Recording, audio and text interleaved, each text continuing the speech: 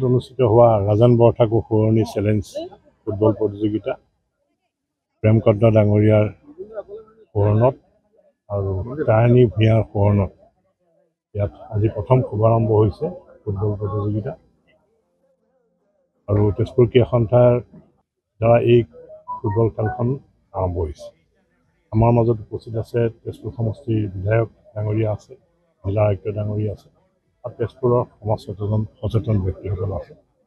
গতিকে আজি ফুটবল প্ৰতিযোগিতা ৰাজন বৰঠাকুৰ সোঁৱৰণত তেজপুৰ ক্ৰীড়া সন্থাই অনুষ্ঠিত কৰিছে আৰু আমি ইয়াত দৰ্শকৰ উপস্থিতিৰ সংখ্যা কম আছে, নিশ্চয় গৰমৰ কাৰণে অহা নাই, কিন্তু আমি দেখা পাইছোঁ যে ফুটবল খেলাবিলাক এতিয়া বিশেষকৈ চাহ বাগিচা অঞ্চলত গাঁও অঞ্চলত বেছিকৈ প্ৰভাৱ পৰিছে।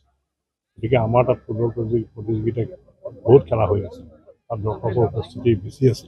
ইয়াত দুগৰ খেলা হৈছে, এটা সময়ত আমি যেতিয়া কলেজত পঢ়ি আছিলোঁ ইয়াত দুগৰ চিল হৈছিল, তেতিয়া ইয়াত আমি খেলা টিকেট দি পেলাই আমি 10 টকাৰ টিকেটত আমি খেলা চাব লাগিছোঁ। সেইদিনৰ কথাবিলাক মনত পৰিছে যে আমাৰ তেজপুৰ প'ল' ফিল্ডৰ যি ফুটবল প্ৰতিযোগিতা, গতিকে তেতিয়াৰ খেলাৰ প্ৰতি মানুহৰ যিটো আকৃষ্ট আছিলে, সৰ্বসাধাৰণ ৰাইজৰ উপস্থিতি বেছি আছে।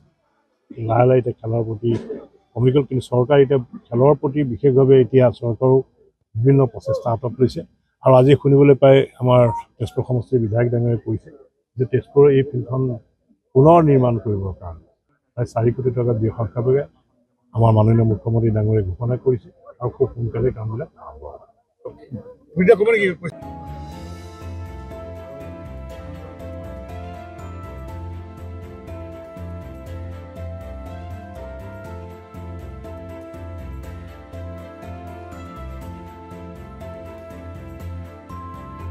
যিকোনো খবৰৰ বাবে যোগাযোগ কৰক 7099017330 অথবা 7099017990 নম্বৰত।